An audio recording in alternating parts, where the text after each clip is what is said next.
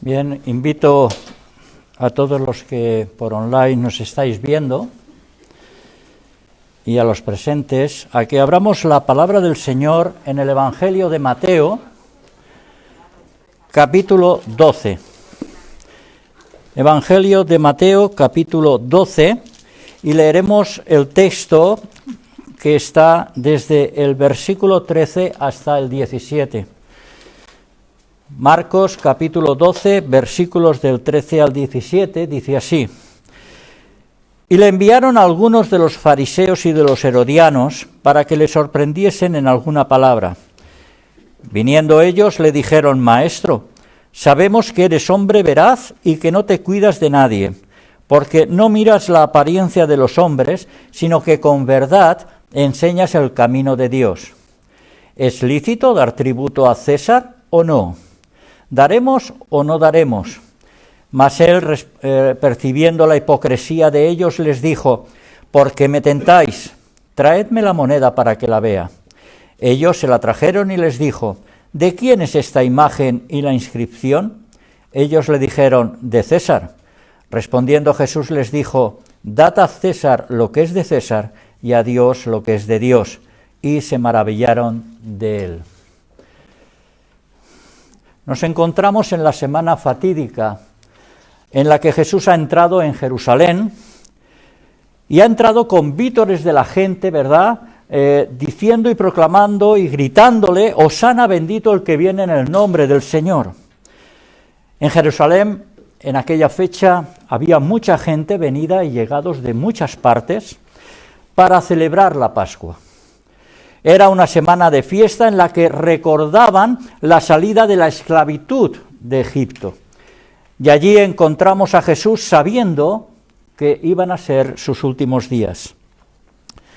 Al día siguiente, el relato bíblico nos sitúa a Jesús presentándose en el templo, volcando las mesas de los cambistas, diciéndoles: Mi casa es casa de oración y vosotros la habéis hecho cueva de ladrones. Pero es que la cosa no acaba aquí, va más allá. Ante él, estando nuevamente en el templo, se presentan los principales sacerdotes, los escribas, el Sanedrín, queriéndole poner a prueba en cuanto a su autoridad. Y por el texto anterior observamos que el Sanedrín, estas personas, salen mal paradas, porque no les gustó nada, porque entendieron que Jesús se refería a ellos al hablar de los labradores malvados, pero no podían hacer nada. ¿Por qué? Porque Jesús era bien visto por la multitud, así que tuvieron que limitarse a urdir otra estrategia. Este sería el contexto inmediato. Ahora llegamos al texto que hemos leído y observamos varias cosas muy importantes.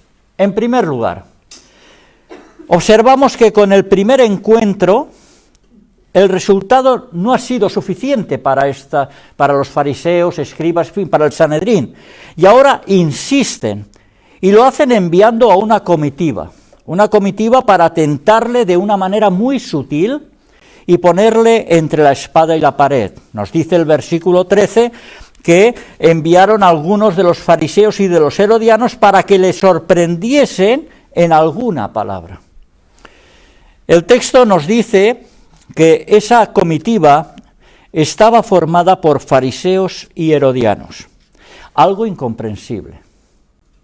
Incomprensible, ¿cómo era posible que se pusieran de acuerdo los fariseos y los herodianos tan distintos entre ellos? Por un lado, vemos que los fariseos era un grupo religioso que tenía muchas normas y tradiciones y que decían al pueblo lo que debían de hacer, pero ellos no lo hacían.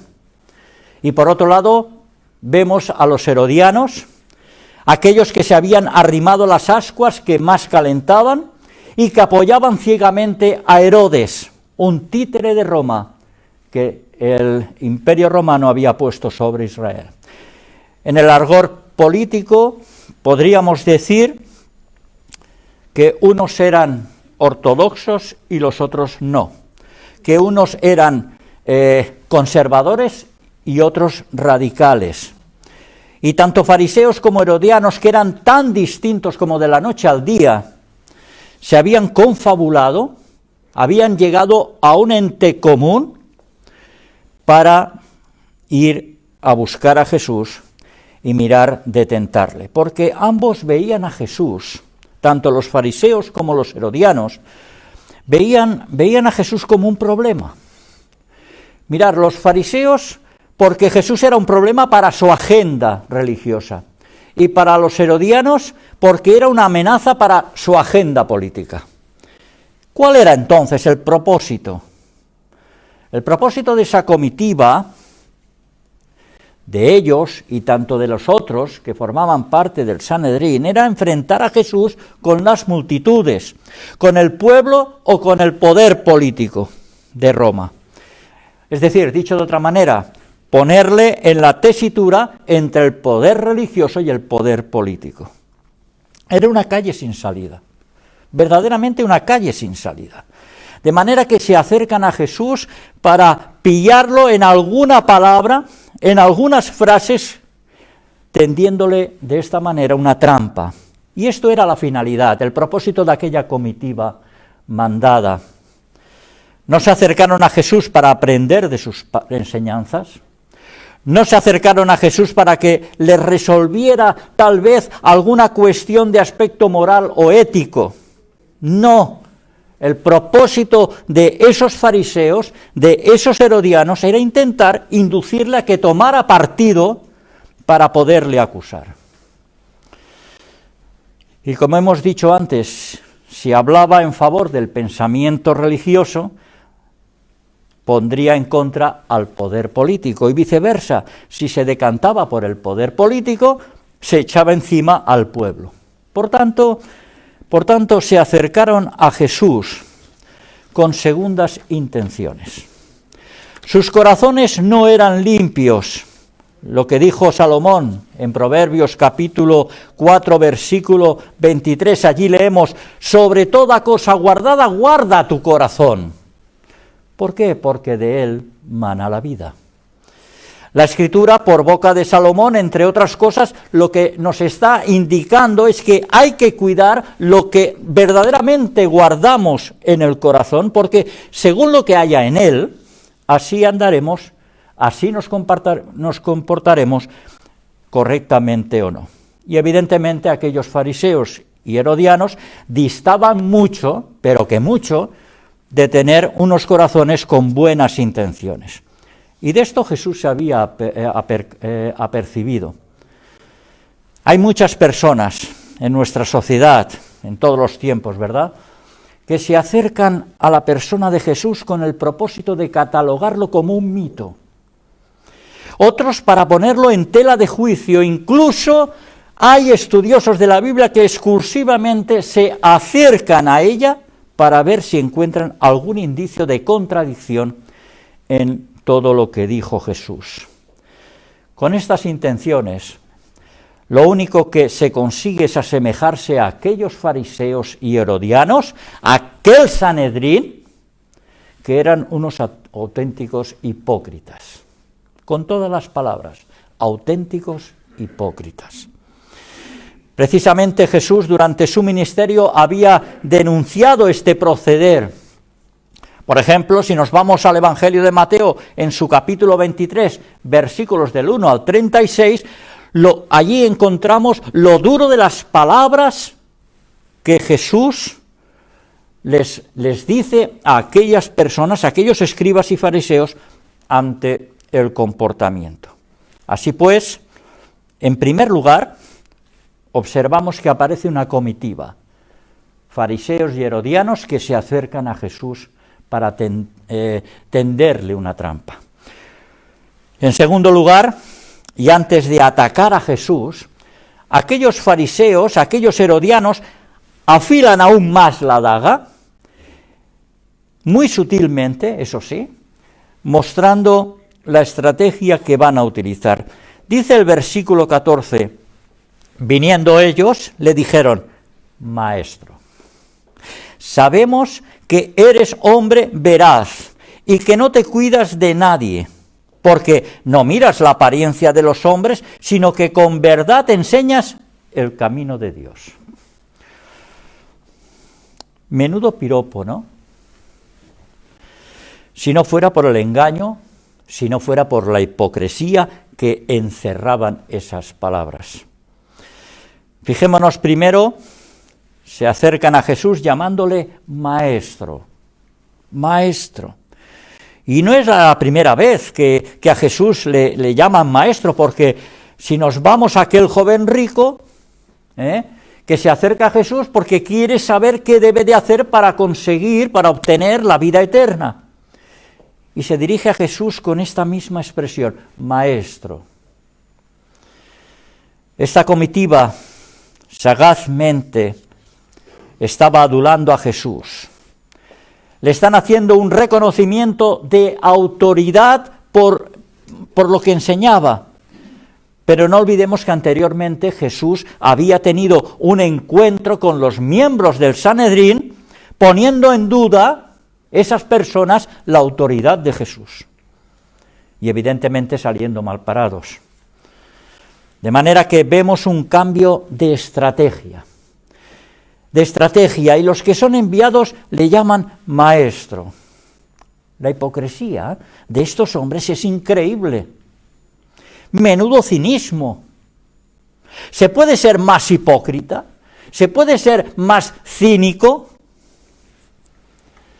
Y por desgracia, en nuestra sociedad hay muchas personas que para conseguir lo que quieren utilizan esta estrategia y empiezan a camelar, a adular a aquel del que quieren conseguir algo.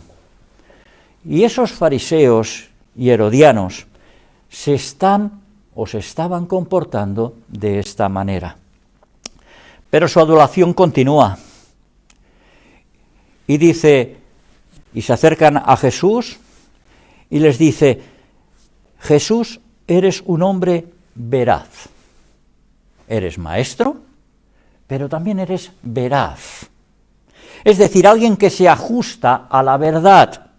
Alguien que puedes confiar de lo que te dice.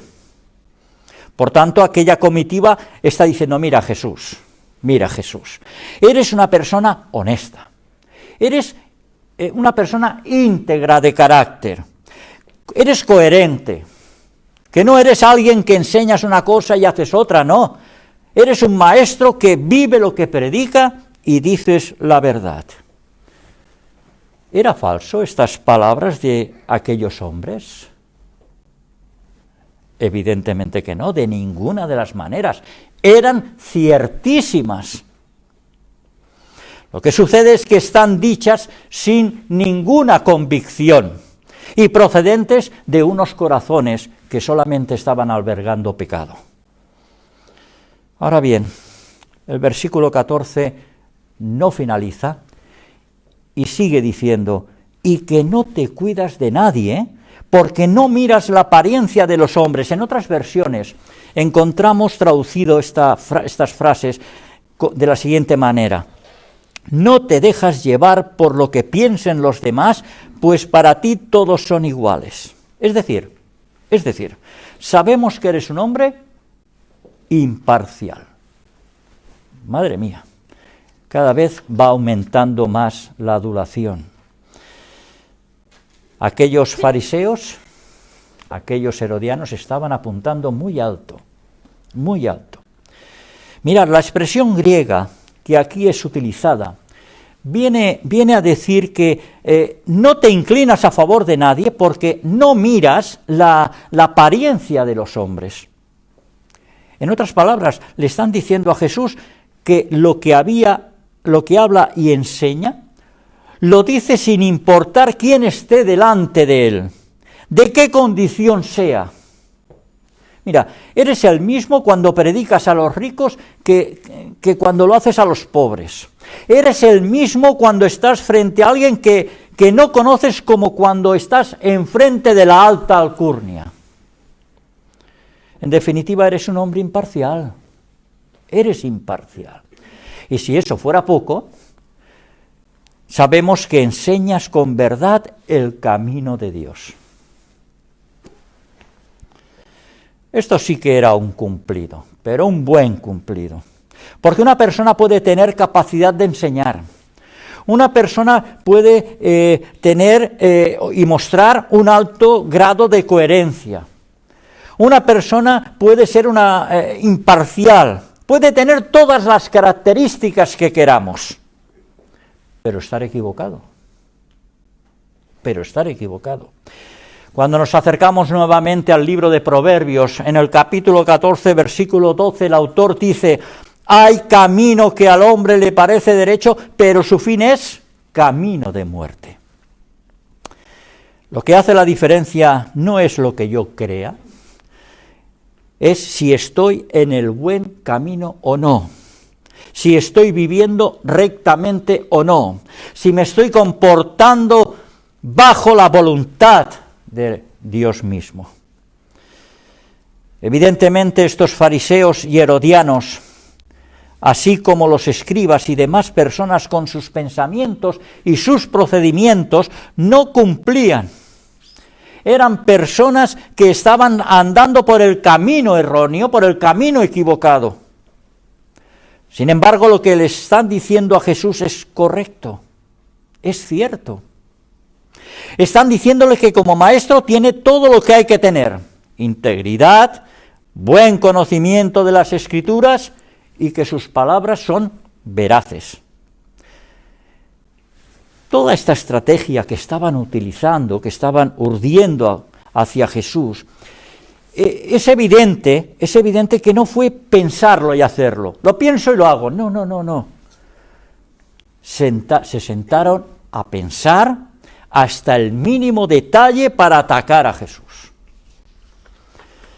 Y al analizar sus palabras de adulación de aquella comitiva, podemos darnos cuenta que están utilizando el ingrediente del orgullo.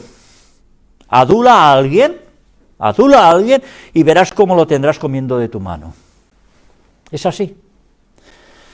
Estos hombres lo tenían bien estudiado, pero amaban tanto la opinión suya, esa opinión que tenían de sí mismos, que no soportaban a Jesús porque dejaba al descubierto precisamente lo que realmente estos eran. Amaban tanto su reputación que Jesús para ellos era un estorbo. Había que liquidarlo. Y es que desde el principio la comitiva había preparado el anzuelo. En primer lugar, habían preparado el anzuelo. Ahora han estado preparando la estrategia.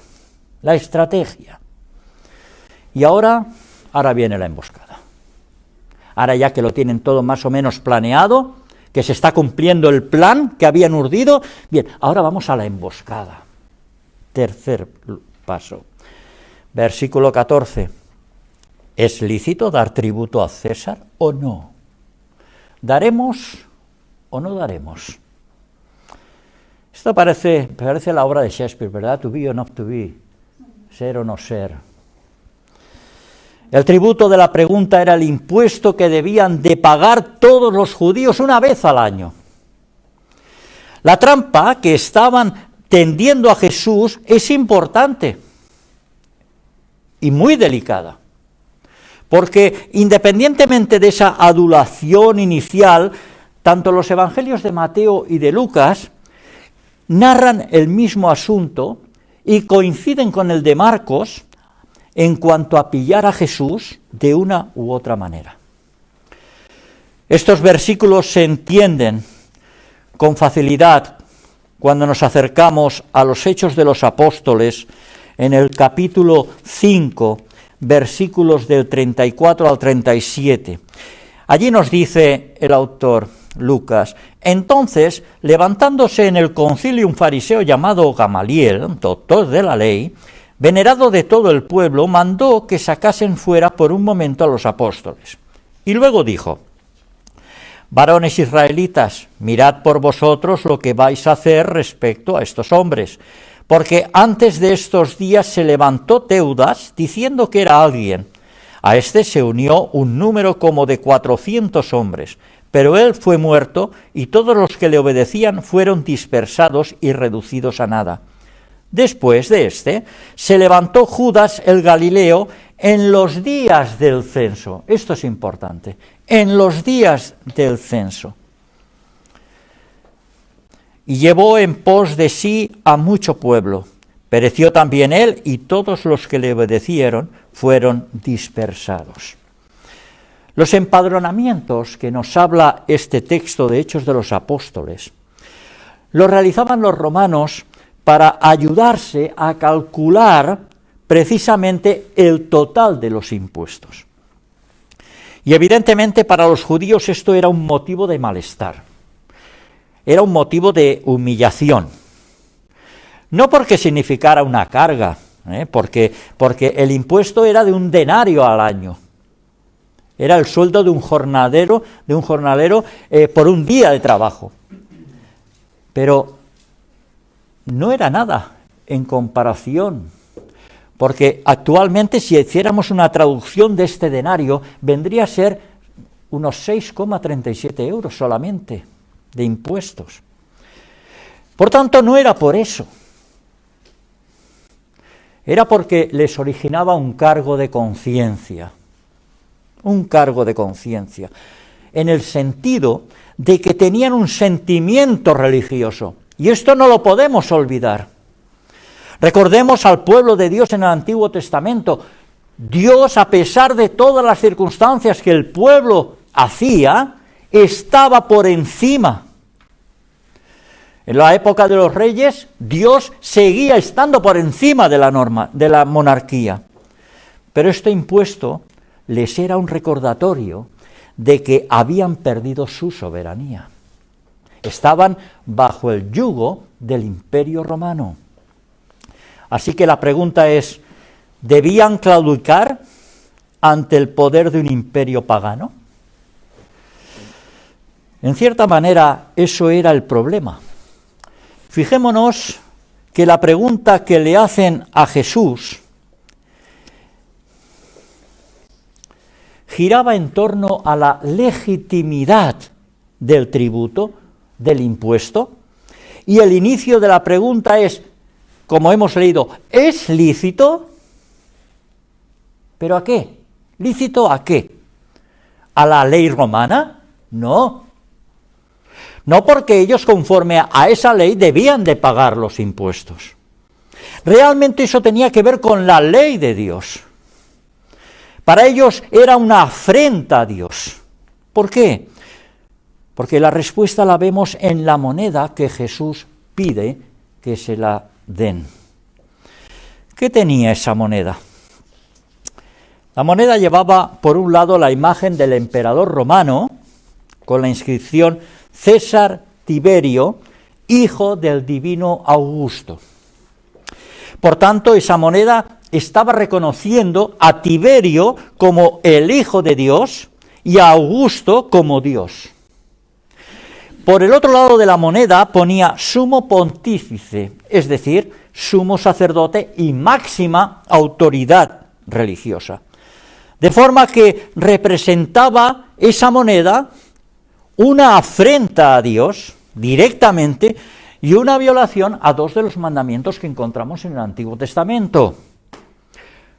No tendrás dioses ajenos delante de mí, y no te harás imagen ni ninguna semejanza de lo que está arriba en el cielo, ni debajo en la tierra, ni en las aguas de debajo de la tierra. Además, no podemos olvidar que la escena tenía lugar en un lugar muy, pero que muy importante. Y esa escena la encontramos en el templo, donde había una multitud de personas que habían venido a celebrar la Pascua.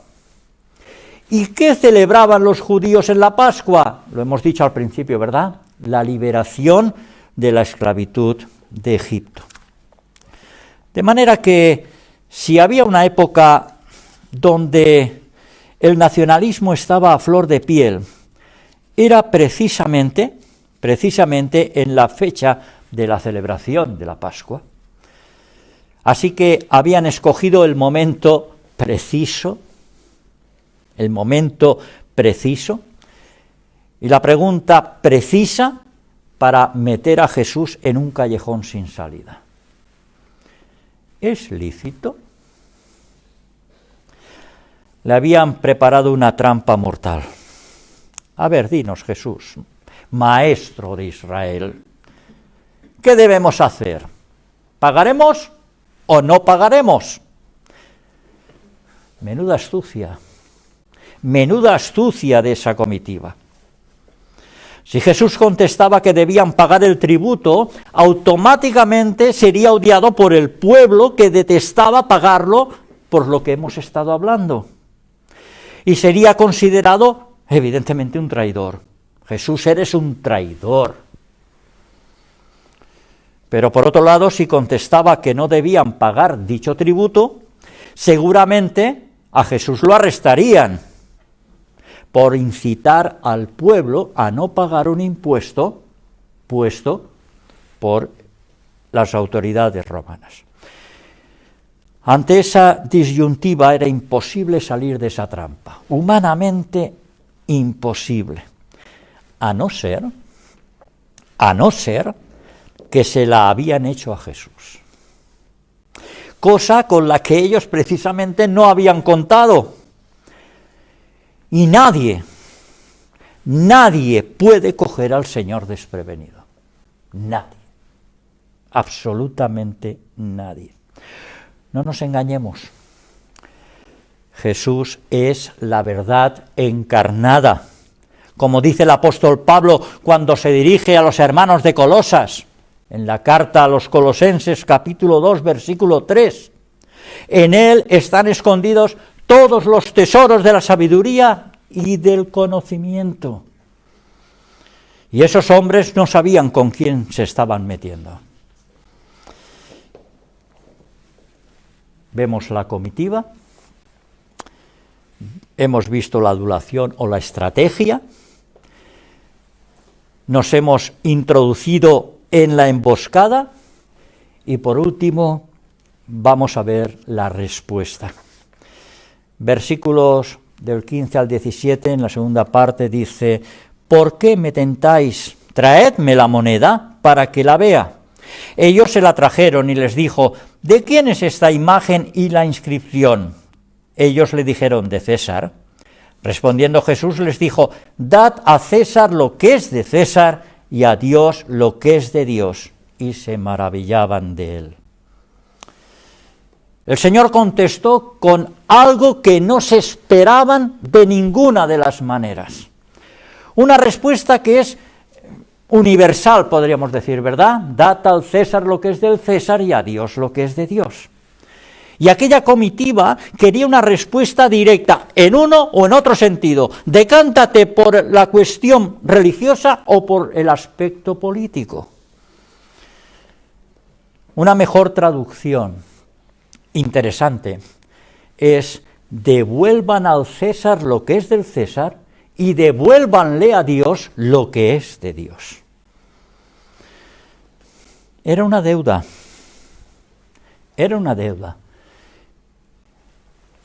Y esas personas, esos fariseos, esos herodianos, nos dice la palabra que se maravillaron de él, es decir, no salían de su asombro.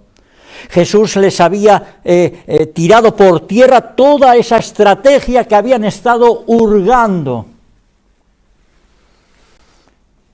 Y en apenas unas pocas palabras, el Señor no solo resolvió el problema, sino que puso en perspectiva la relación con los gobiernos y al mismo tiempo acorralar a aquella comitiva y a quienes les habían enviado. El Señor con esta frase lo que está enseñando es la legitimidad de los gobiernos.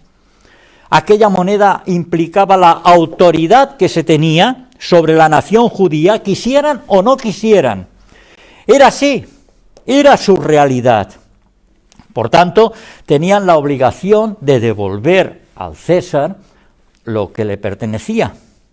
Nos dice el apóstol Pablo cuando se dirige a los hermanos de Roma, en el capítulo 13 de la carta a los romanos, que debemos someternos a las autoridades superiores porque no hay autoridad sino puesta de parte de Dios, y las que hay por Dios han sido establecidas. Pablo, cuando escribe la carta a los romanos, ¿quién gobernaba en Roma?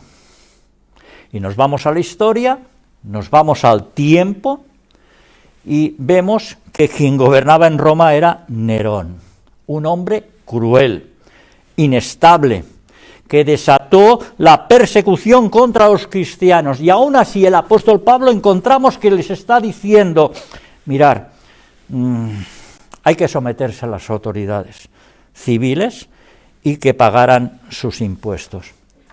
Este fue el gobierno que firmó la sentencia de muerte contra Jesús. Este fue el gobierno que martirizó. Y aún así el Señor, en este capítulo 12 del Evangelio de Marcos, está diciéndoles a aquella comitiva que se deben pagar los impuestos. Sin embargo, la respuesta de Jesús no acaba aquí, porque si hubiera terminado aquí, automáticamente se hubiera echado encima a todo el pueblo y a toda la casta religiosa. Sigue diciendo, pero devuélvanle a Dios lo que es de Dios. ¿Cuál es la conclusión lógica de esta declaración? Pues de que Dios y el César no son la misma persona. Hay un poder y una autoridad infinitamente superior al poder del César, de manera que debemos dar a Dios lo que le pertenece. ¿Y qué se le debía dar al César? Obviamente el impuesto, la moneda que llevaba su imagen. Entonces, ¿qué es lo que se le debe dar a Dios? ¿Qué es lo que se le debe dar a Dios? Pues aquello que lleva impresa su imagen.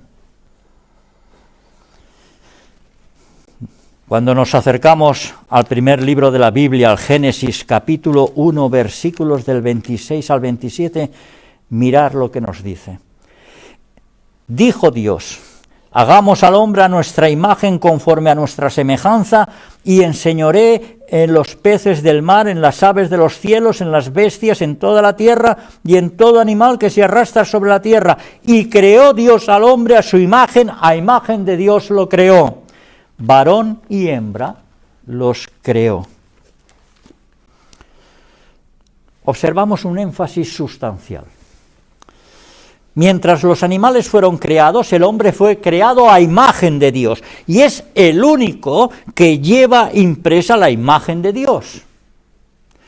Tenemos voluntad, tenemos sentimientos, intelecto, conciencia con la que podemos discernir lo bueno de lo malo. Fuimos creados hombre y mujer a imagen de Dios. Así como la moneda se le debía dar al César, a Dios debemos darle nuestra vida. No una parte, según nos convenga, según sea el momento. Hay que entregarle la totalidad. ¿Por qué? Porque toda nuestra existencia le pertenece a Él, que es quien nos ha creado. Esta era la parte de aquellos hombres que no entendían. Ellos pensaban que era suficiente hacer ritos, hacer ceremonias religiosas, vivir con un cierto estándar de moralidad, y con ello, pues bueno, pues ya era suficiente. Sin embargo, Jesús aquí está describiendo la verdadera naturaleza del problema humano. Y es que en el fondo queremos vivir, ¿para quién? Para nosotros mismos. Queremos hacer, ¿el qué? Nuestra propia voluntad, sin tener en cuenta la voluntad de Dios ni su soberanía. Decía Agustín de Hipona, al hombre pecador le ofende que Dios sea Dios. Y tenemos hecho un altar donde adoramos ¿a qué? A nuestro ego, a nuestro yo. Y por eso Jesús es un problema. Por eso Dios es un problema a la sociedad, al hombre de hoy y de todos los tiempos. Porque no se le quiere dar a Dios lo que es suyo. El pecado lo que ha hecho y hace es introducirse en el corazón y eso provoca que no se le quiera dar a Dios, o mejor dicho, devolver a Dios lo que es suyo. ¿Para qué vino Jesús? ¿Para morir en una cruz simplemente? No. ¿Vino a qué? A salvarnos del pecado, a transformar nuestra vida, a restaurarla, y gracias a su sacrificio, gracias a su resurrección, es que hoy es posible que tu vida haya reconciliación con Dios. Hay que darle a Dios lo que es de Dios. Aquellos fariseos y herodianos plantearon esta pregunta como si solamente hubiera una alternativa: o damos al César lo que es del César, o a Dios lo que es de Dios. No hay más. Para ellos no había más. Jesús tenía que dar una respuesta en uno u otro sentido. Pero el Señor les hace ver que no era un asunto de una cosa o la otra, sino de ambas cosas al mismo tiempo. Cumplir con las obligaciones con las autoridades, pero también cumplir con Dios sobre todas las cosas. Y si eso origina un conflicto, hay que recordar lo que nos dice las Escrituras en los Hechos de los Apóstoles, capítulo 5, versículo 29. Encontramos el episodio donde son sacados por un ángel de la cárcel y llenos de rabia los encuentran predicando en el templo. ¿Conforme a qué? Al mandato de Dios. Y el texto nos dice: es necesario obedecer a Dios antes que a los hombres. ¿Por qué? Porque Dios está por encima de todo y de todos. Es la máxima autoridad. Ahora bien, la historia no acabó con aquella respuesta dada por Jesús.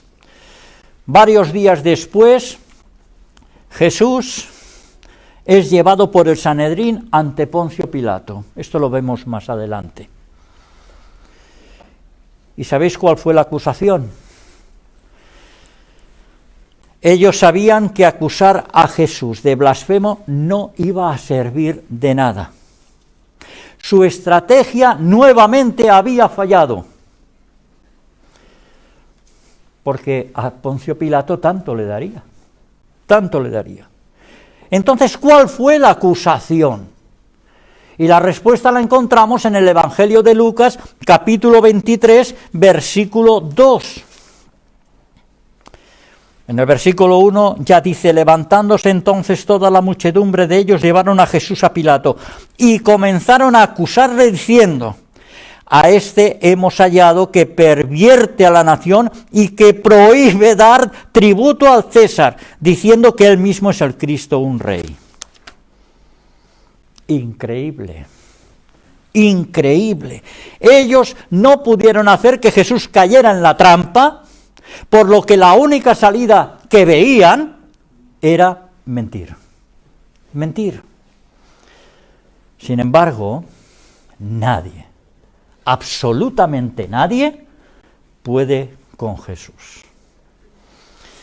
Nos dice el apóstol Pablo cuando escribe a los Filipenses, en su carta a los Filipenses, capítulo 2, versículos del 8 al 11, nos dice que, estando en la condición de hombre, se humilló a sí mismo, haciéndose obediente hasta la muerte y muerte de cruz, por lo cual Dios también le exaltó hasta lo sumo y le dio un nombre que es sobre todo nombre, para que en el nombre de Jesús se doble toda rodilla de los que están en los cielos y en la tierra y debajo de la tierra, y toda lengua confiese que Jesucristo es el Señor, para gloria de Dios Padre.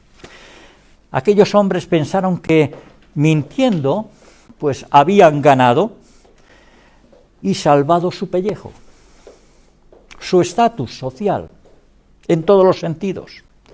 Pero realmente fue todo lo contrario. Jesús murió en una cruz, sí, pero resucitó. Dad al César lo que es del César y a Dios lo que es de Dios. Aquellos hombres, al no poder conseguir lo que pretendían, idearon una trampa para pillarle, pero no lo consiguieron. Mandaron a una comitiva, después llevaron a cabo una estrategia, luego prepararon una emboscada y por último quedaron sin palabras al escuchar la respuesta de Jesús. Aquellos hombres se quedaron sin argumentos e idearon una mentira, pero lejos de salirse con la suya, no pudieron con Jesús. Por tanto, no olvidemos dar al César lo que es del César, pero sobre todas las cosas y por encima de todo, dar a Dios lo que es de Dios. Que Dios nos bendiga.